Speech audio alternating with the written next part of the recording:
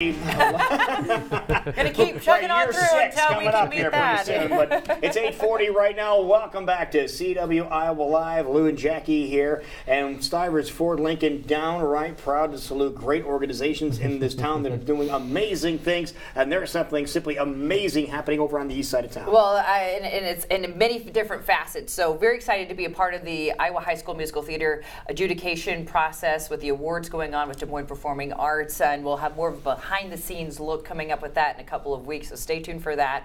Also very excited about a foundation we're going to tell you about, Mr. Holland's Foundation, and Southeast Polk. They're putting on a fantastic performance starting this weekend. Can you think of all of that in one Wrap your head around idea? that, okay. And we're going to kind of break it down for you right now. So we have Nicholas Root with us, who is director of the production that's most recently opening up at Southeast Polk, which is The Music Man. The Music Man. Yes. Yay. Yes. And has some ties here in Iowa, which is really nice, which people really gravitate toward. But you guys are going to be busy this week. Yeah. So we decided to do the show because it's the 60th anniversary of the Broadway production. Okay. And obviously we're in Iowa, so it's based on Mason City, Iowa, River City, Iowa is the show, and we just thought it'd be really fun for the kids to do, to kind of get that kind of Iowa old school mentality in there. And as some people in Iowa might be aware, that it's like, oh man, Music Man, I've seen that show so many times because everywhere in Iowa does it. Right. But I think the thing that I like to do about this show is try and bring some new stuff to it. There's a lot of humor in the show that sometimes when you go to see the show, it's not brought out as much as you can. Like it gets lost. Yeah. It gets lost in the story. It was done back in the 1950s, so people in today's age, especially like the younger kids, probably don't understand a whole lot of the speak. Like Tommy Gillis to kind of do his little curse thing. He says "Geely Cly" instead of some of the stuff that the kids say today, like "Oh my God" or something like that. Right. And so it's just a real fun way to kind of get these kids educated about back in the day. Back in the day, but also some Iowanisms that people can probably still very much relate to today. So giving you some images of the kind of the process that they're going through right now, but we also brought in for you folks, very special Harold Hill and Marion the librarian in studio with us this morning, otherwise known as Peyton and Chance. Thank you guys so much for being here. Two iconic characters in the world of musical theater. What made you guys want to be a part of this particular production? Well, it's senior year, of course, so it's the last chance to get to be on Southeast Polk stage. And I've always loved The Music Man. I've always thought it's just the cutest musical ever, and I watched it so many times the week getting up to auditions. And when I was cast as Marion, I was just so excited because I'd been watching this movie time and time again to build up the character. There you go. And let's talk about your guys' stage. I was able to actually see a production on it last year. You guys have an amazing facility for productions. Yes, I was just talking to Chance about that the other day. We were just standing there getting ready to go on stage. I'm like, have you ever thought about how amazing our facility is? It's just so beautiful. It is. And looking out at it, and we're so lucky to get to have that. Yeah, very lucky. What about you? What year are you in? I'm a senior as well. And when this is actually my first year ever seeing The Music Man. I've actually never seen The Music Man before. That was my next question. But when I saw it, I just fell in love with the musical. I actually saw the Matthew Broderick version. But, which I told him not to watch. But when I saw the character, I instantly fell in love with it, and I told myself, like, I have to try out for this. I could fit this so well. But I also knew in my head there's so many other people that could fit this so much better than I can. But when I got casted, it blew my mind.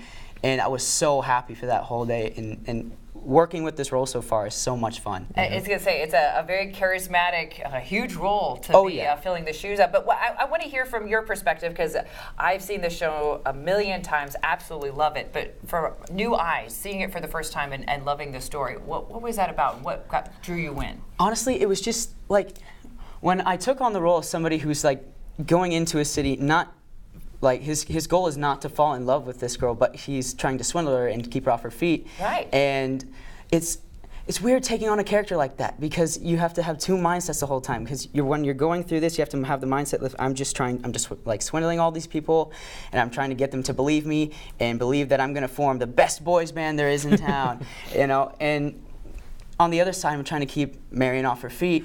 But in the end of it, it's just kind of it has a nice resolve when you fall in love with Marion, and it's a really sad scene at the ending. And I don't know.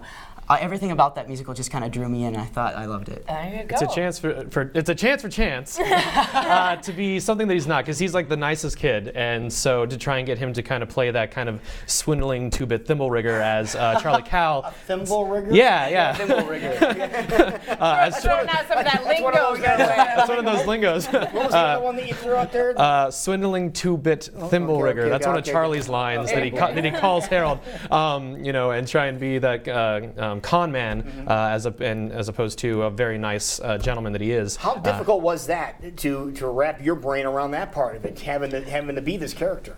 Honestly, I didn't find it that hard, because when you try to act like somebody your character's trying to act like a nice person but still swindle them, so it kind of like correlates with each other, because I hope that I'm a nice person in real life, so that it kind of brought out that nice side in me, trying to swindle everybody that was around and trying to get them to believe me. But it was also kind of fun to be mischievous and always kind of planning everything under everybody else's noses, and it was, I don't know, it was just really fun. There you go. I think in the playbill you need to have some of those words and what they mean, so we can follow along and be like, oh yeah. Have like a that's glossary. right. A glossary, yeah. But let's talk about how this is doing a 360. We're talking about ways that you guys are giving back, so people can come and give back to Southeast Polk and see this wonderful production. But you guys are also giving back in a big way. If you're familiar with the Music Man, you are trying to create a boy band in this community, and you guys are making sure other students can kind of experience what this is all about. Can you explain that?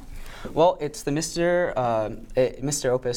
Holland Opus Foundation, and what it does is it allows people to donate and give underprivileged schools and communities funding to get band instruments and other things for their schools for kids who may not be able to ever play something like that. It's kind of nice, because when you think about it, it fits the musical so well. Right. 76 trombones. You got a bunch of kids, a bunch of instruments. They don't know how to play them, but at the end of the musical, it actually seems to come together somehow, and it's nice to spread that kind of happiness, enjoying music, to everybody else in the community. And as two who obviously enjoy performing, singing, and being involved musically, what does that do for a person, to a student who maybe has never picked up an instrument or hasn't had a chance to be on a great stage like you guys are?